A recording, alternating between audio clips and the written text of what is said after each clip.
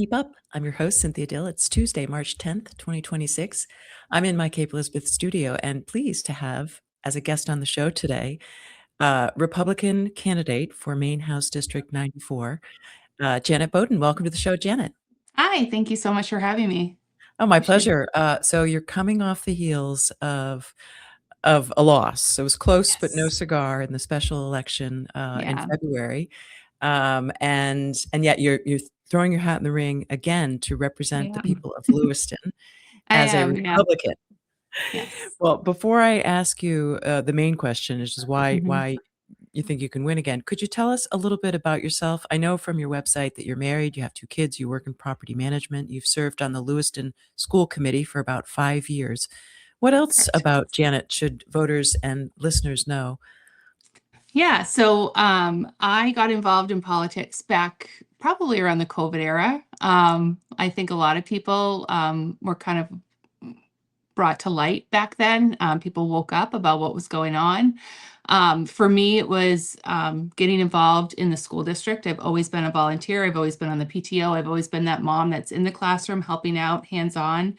And I ended up on the school committee. I got appointed back in 2021. There was a vacancy, and it was actually a Democratic mayor that appointed me to the school committee because I think he really believed in, who I was and what I was fighting for. And I've just held that seat ever since. Like you said, I am married. I got married at 20 years old. I'm now 43, so I've been married for 23 years. And we have two beautiful daughters. One is a college basketball player, and the other is an early grad senior. She's graduating this year at age 16, and she's committed to play college sports as well. She's going to play soccer. Oh, wow. So I've got a really Congratulations. active family. Thank you. Thank you. I have a really active family. We are a sports family. We're a team, and I just want to see better for my kids. I want them to be able to stay in Lewiston. I fear they're not going to. They're going to go off and spread their wings, and they're not going to come back to the city. Did you I've grow lived. up in Lewiston? I didn't. I grew up in Standish, but I moved here in 2021, right before 9/11 happened. I moved up here with my husband because he has a family business here. And so we have a pool and spa business right here in Lewiston. So this is where we're going to stay. That's really near and dear to our heart, our business. And like I said, I would love for my kids to be able to stay here and thrive. But just the way that the city is going, it doesn't seem like a reality anymore. Now, in Lewiston, there's Mhm. for listeners who aren't familiar with how Maine is set up, in the House of Representatives, there's 151 members, and Lewiston Mhm. has actually like four that they Correct. that represent your beautiful city, and Mhm. all four of them are Democrats. And Lewiston Yeah, is sort of known historically, at least the recent past, as being a somewhat Democratic stronghold. it But is. you came pretty close. I mean, less than I did. 70 votes I did. Yeah. to defeating Scott Harriman in Mhm. February. But come November, you're going to be facing the headwinds of a midterm election. So why do you think, on the heels of your loss in February, that you have what it takes to win in November in Lewiston, running as a Republican for a House seat in Maine? Well, I mean, really, when I went into this, I knew this was an uphill battle, and I knew that flipping a Democratic seat like this, I think it was like a plus 19, plus 20. So it was nearly impossible, right? And I knew that. But I also knew that the candidate that the Democrats put up was terrible. And, I don't mean to be negative or rude, but I mean, he was a terrible candidate. He currently sits on the city council What in makes him Lewiston. terrible? He's been censured twice on the city council. Most recently for using the Signal app and talking about city business with people that he shouldn't have been talking about with. He got caught. He had to admit to it. There really wasn't any other choice, and he was censured for that. He's also, publicly stated that he urinates in alleyways and parking garages around town because we don't have enough restrooms available. I mean, just the things that come out of his mouth, and the way that he carries himself. He's sort of the laughingstock of this city. And so when I saw it was him, I was like, okay, if This if is I'm Scott gonna make a Harriman? run for it, this is Scott Harriman. Yeah. Yeah. So I figured if I'm going to make a run for it again, because I ran for the seat back in 2022, I was defeated by Kristen Cloutier. I knew that, now's the time to do it, right? There's no incumbent. This is a special election. I knew the turnout was going to be low. I was super hopeful that we could flip it, that we could get enough people to get out and vote. And, quite honestly, day of, I got them. I had more votes day of. It's those damn absentee ballots. Sorry, I don't know if I'm supposed to swear. It's those absentee ballots that the Democrats have machines in place. They are really great about getting people to request their absentee ballots and to vote early. And Yeah. Republicans are really bad at it. So The that's Democrats really do have a machine when it comes to that because not only do they mm, sign up all the candidates for clean elections, then they get mhm, the candidates themselves are sort of just funneled to a couple of consulting groups that pretty much have a monopoly on it, and they give these mhm, candidates a package that includes all of their written material and, it's the follow-up absentees. And then they're also, even though there's supposedly walls between campaigns and special interest groups, all of the nonprofit special interest groups sort of work together in this get out the vote effort that really, like you said, yeah, benefits Democrats. So you're going absolutely. to be facing that. You're going to be facing that in November. Do you Yeah. have a strategy, having learned in February? Like, are you going to do anything different about absentee voting? I am, yeah. So, going into this, I knew that absentee voting was super important for the special election. And I had a whole plan in place. But, I'm fairly new at this. I'm not a career politician. I mean, yes, I sit on the school committee. Yes, I ran for this seat back in 2022. But in 2022, I literally was, hey, do you want to run? And I said, sure. And I was sort of like thrown to the wolves and I was on my own. I did have a small support system the first time, just locally. But as far as like having a big support system like I did this last time, it was huge. I Yeah, had a talk to me about lot of that. people. Yeah, Talk to me a little bit about that. When is the first time sure. that you recall being contacted by, like, because for listeners who Mm, aren't familiar, this House race, this special election that took place in February was not only important for you, but mhm, for in Maine, the difference between Republicans and Democrats is like 3 seats. And so it's mhm, very close to being flipped from a Democrat majority to a Republican majority. And that changes the whole ball game, right? That changes mhm. everything. Um, so, what what do you recall being when you were first contacted nationally? Like, what tell us about that. What was that like? Um, well, I mean, well, for the special election, like that was totally on me. That was my decision. I reached out to the head of the Senate Republicans and the head of the um, House Republicans, and I sent them both a text and said, "Hey, I'm all in on this election if you guys want me to do this."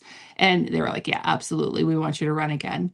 Um, but the amount of support that I received in this last election was just unheard of. I mean, I had the entire Maine GOP behind me. I That's had weekly fun. meetings with everybody. I had an endorsement from Senator Susan Collins. I had Paula Page out, placing phone calls, and he was at the polls with me. And just the amount, all of the gubernatorial candidates, it was kind of a perfect storm, right? You have all these gubernatorial candidates that are trying to get their signatures in still, and they're trying to make alliances and connections in Lewiston, because Lewiston is a huge city. We're the second largest city, I believe, population wise. And so, to win an election as big as like a gubernatorial race, you need Lewiston. You have to win Lewiston. And so there's a special interest. Like they needed me just as much as I needed them. And everybody rallied around me. It was absolutely incredible. And so I still feel that support. I'm not even though I didn't win that special election, I came so close. And going into November, I still have all of the support, all of the same people have my back, and we are pushing even harder now. And now I know my perspective changed completely as far as what I have to do with absentee ballots.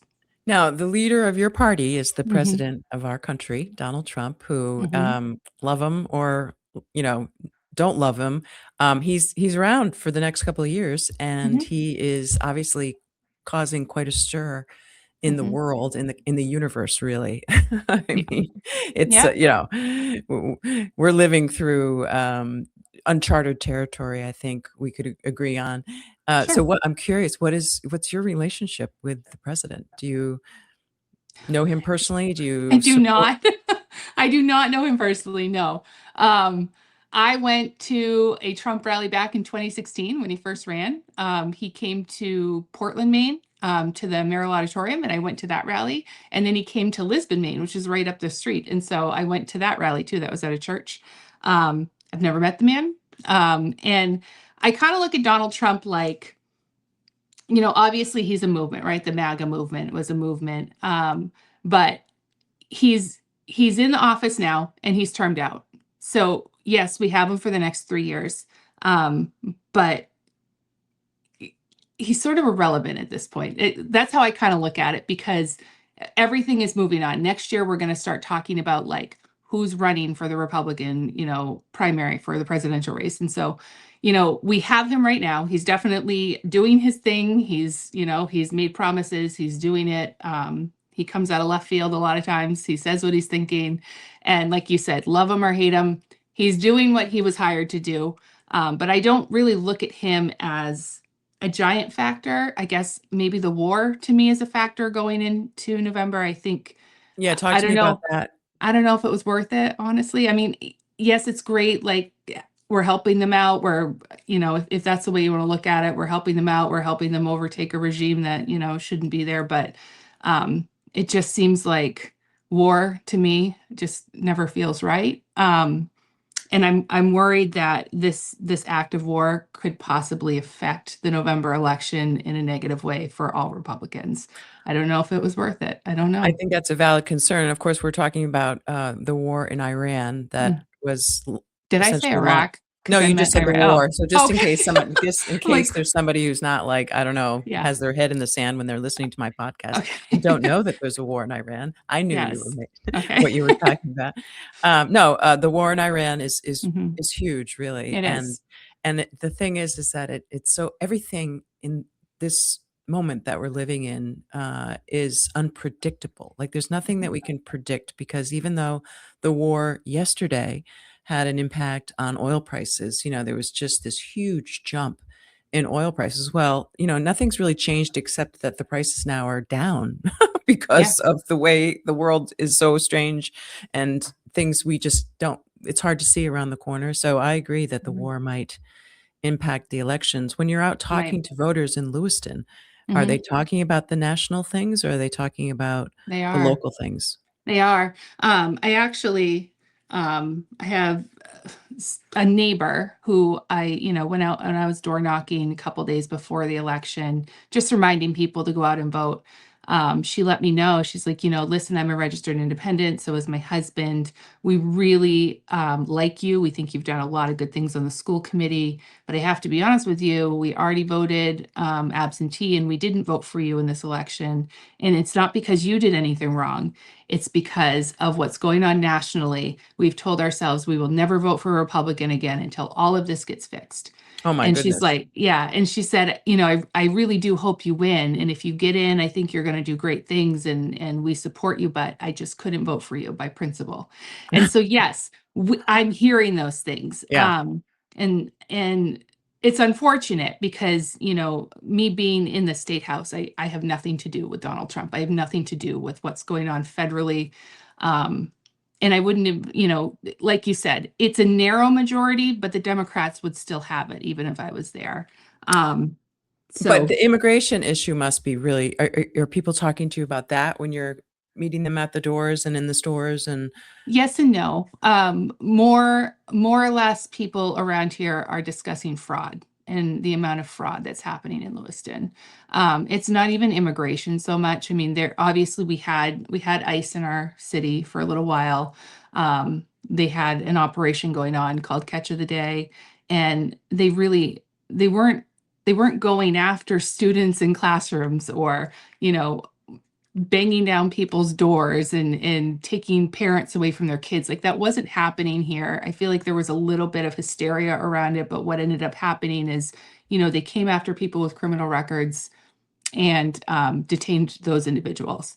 Well, there was And a couple of, pretty high-profile cases that were reported of people who were not criminals who got caught up, mhm, and they were certainly made, an example. They were the poster child of what's wrong with kind of the excessive ICE enforcement. sure, Um, so, I mean, I think that but that's are you saying that that's not really what the reality is on the ground, and so that your not neighbors really. aren't experiencing that? No, I mean, I think, I don't want to say what people are or aren't experiencing, right? Like, I don't live in downtown Lewiston. I live on the outskirts of Lewiston.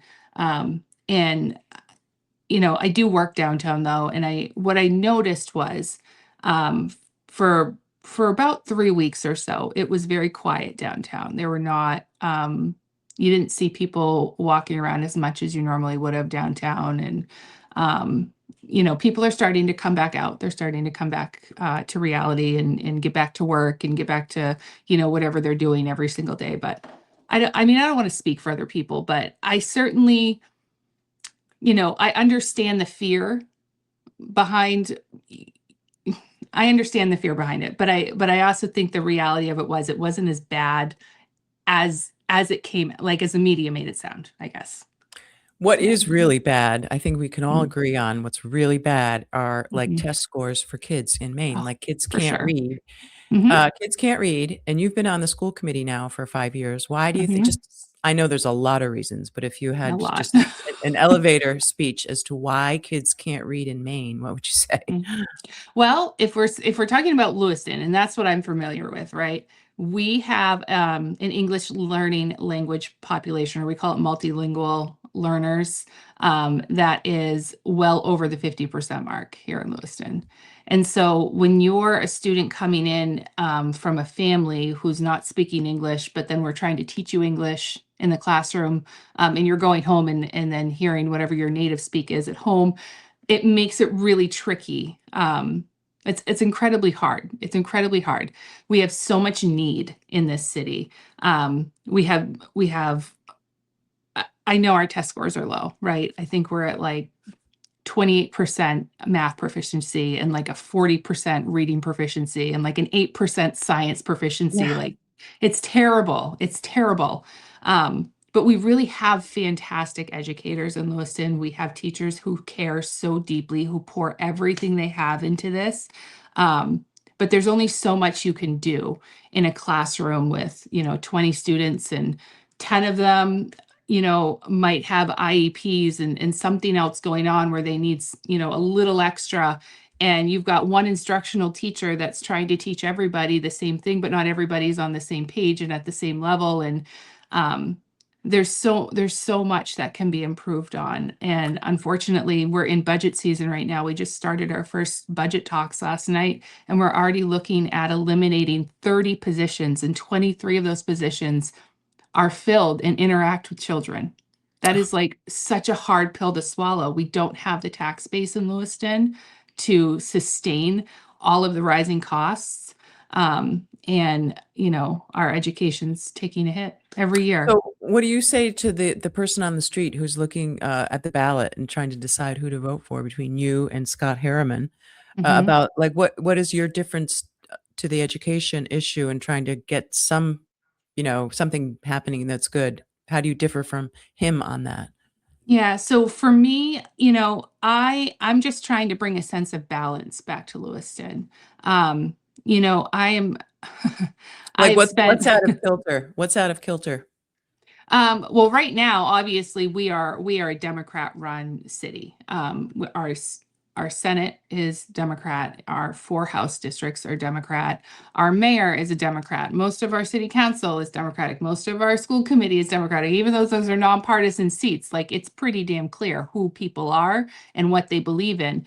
And I just think there just needs to be more balance across the board in this city because what we're doing isn't working. The way that people look at us, we are like the butt of everybody's joke. in the state of Maine. Everything comes down to Lewiston, another shooting in Lewiston. It's just it's always something. And I just feel like if I could represent the people who just feel ignored and they feel like I do, like I do love this city. I live here, I work here, I raised my kids here, I have a business here, like I have a vested interest here, and I just want to help, represent people like me in this city. Well, you know, it's an uphill climb, of course, to Mhm. fight, huge Democratic majority. But I It is. think there's a lot of people, including myself, who were Democrats and are no Mhm. longer Democrats.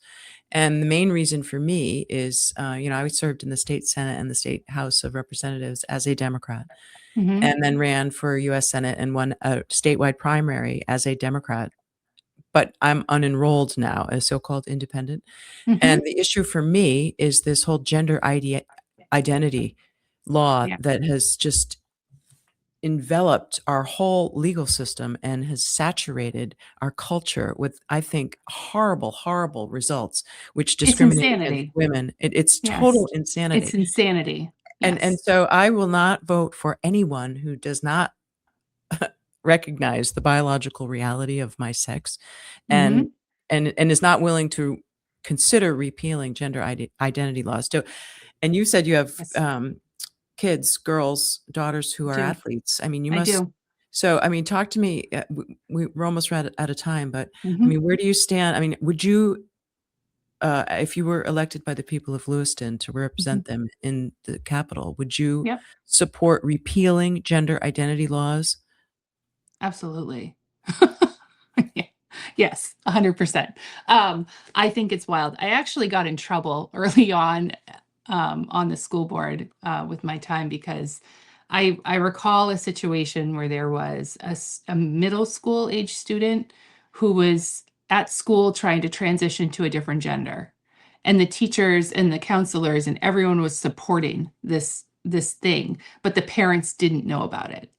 And um, and teachers were told, like they were told by administration, at open house or at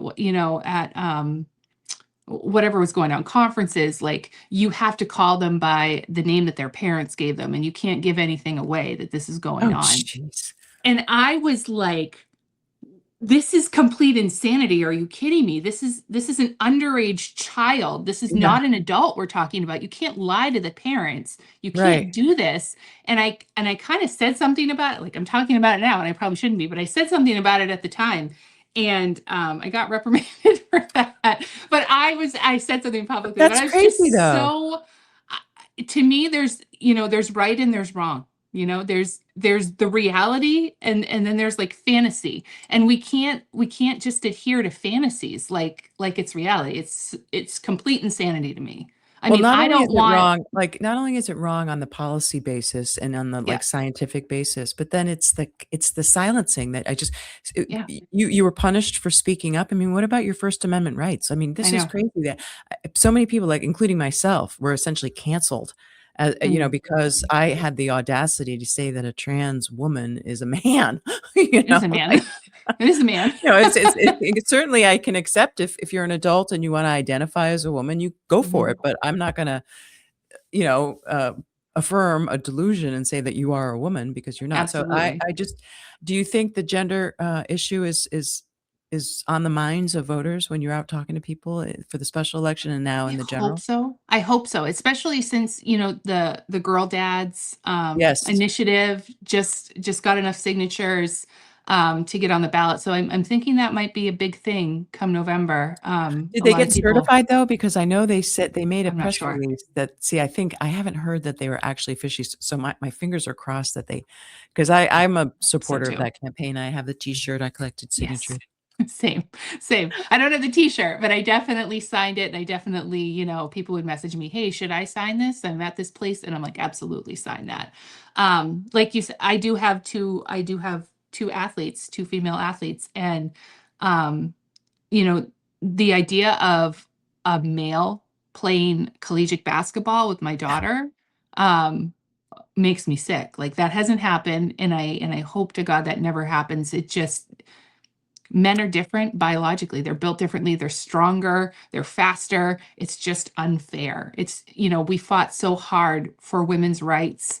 Um, Well, to there's end up certain like yeah. this, like what is going on? And I think Well, it all yeah. started with pronouns.